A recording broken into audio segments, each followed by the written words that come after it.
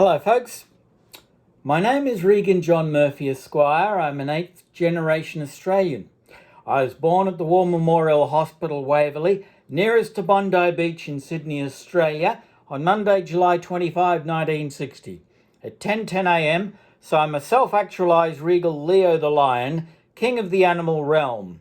It was an overcast day, as I recall. A light wisp of wind was emanating from Sydney's southern suburbs. My paternal third-great-grandfather, Gerald Franklin Anderson, was born in Fairy Meadow, Wollongong, south of Sydney, on August 28, 1807. My maternal third-great-grandparents, James McGravy and his wife Margaret Tynan Ward, were both born in Roscommon Island in 1793 and 1797 respectively. They were convicts jailed in Kilkenny Prison for stealing baby clothes in 1815 in Waterford for their newborn daughter Mary Ann. They landed at Botany Bay in separate voyages later that year. Eventually they settled as pardoned emancipists and Hunter Valley pioneers. My father was a young 21-year-old police constable at Watson's Bay, assigned to learn the ropes in and around Darlinghurst, King's Cross and Surrey Hills under the legendary Bumper Farrell. My mother was 16 years his senior, but a stunning Elizabeth Taylor lookalike. My father looked like Rock Hudson, a strapping 16-stone hunk of a man, standing 6'2". I turned out looking like Australian folk singer Paul Kelly. But I digress. You can't win them all. Alas, their age gap proved too much in judgmental Sydney in the early 60s, so they divorced when I was 18 months. It was the second marriage for Mum. Her first husband was a high-ranking policeman destined to be the next police commissioner of New South Wales, but sadly he died of melanoma cancer. He was the love of her life, her soulmate, so when my father filed for divorce on grounds of mental cruelty, she was always making him look and act older in public, she simply lost the plot and suffered a nervous breakdown. She did her best for me as a single mother in her 40s, but couldn't find work and lost all confidence in herself. I don't recall her ever leaving my side in my first 6 years of life. I was a happy kid who thought it was normal squatting in different empty rental houses, railway station waiting rooms, petrol station toilets, or Centennial Park, Sydney. I quite enjoyed feeding the possums sleeping under those Moreton Bay figs. The 1967 Supreme Court custody battle saw me at age 6 removed from my poor mum's care as a state ward and foster child. I had malnutrition, yellow teeth and weighed 3 stone. Mum moved interstate and we lost touch for 18 years. So I thought it was all my Christmases come at once, sharing a Royalston Glebe orphanage dormitory with 25 other kids. I do recall loving the 3 meals a day, and the hot pudding and custard was to die for. When my father returned from his self-imposed 5 years exile, working for a French oil company in the Simpson Desert in the middle of Australia, I had no clue who he was. "I'm Kevin," he said. "I'm your dad." I just called him Kevin until he bought me my first real gift, a Tonka truck.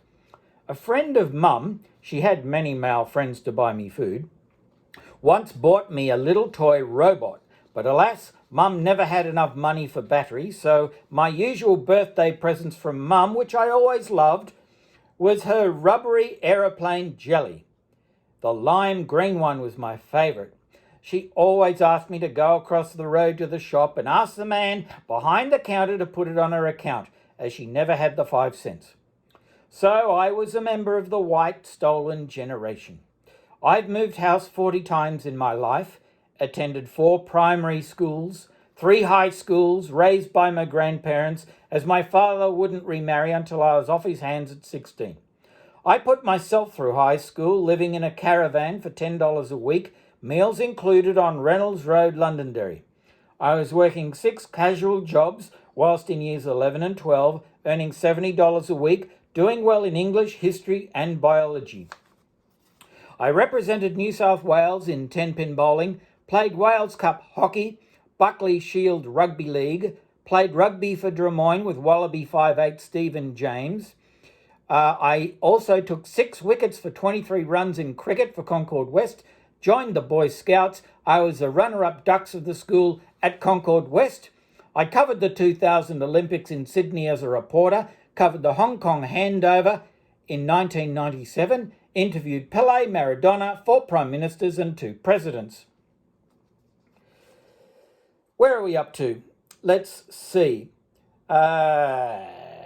Yes, here we go. I became a multi-award-winning investigative journalist, ran my own marketing and PR consultancy, married a Uruguayan beauty queen, had 2 amazing kids, 3 cheeky grandsons, but lost contact with Mum, who died alone in 2003. I found out in 2014 she was the 6th great-granddaughter of King Charles II. I'm now 60, happily retired, debt-free, in an enchanted country cottage with glorious mountain views 4 hours northwest of Sydney. I'm Australia's most eligible bachelor for my age, and by virtue of my divine birthright, being a 9th cousin of Queen Elizabeth II and a 7th great-grandson of King Charles II, my self-proclaimed stage names shall be Australia's Royal Colonial Boy, Lord Reagan of Australia, Lord Reags of Oz, Lord Protector of the Antipodes, and Down Under Duke of Cleveland, Grafton and Earl Castlemaine.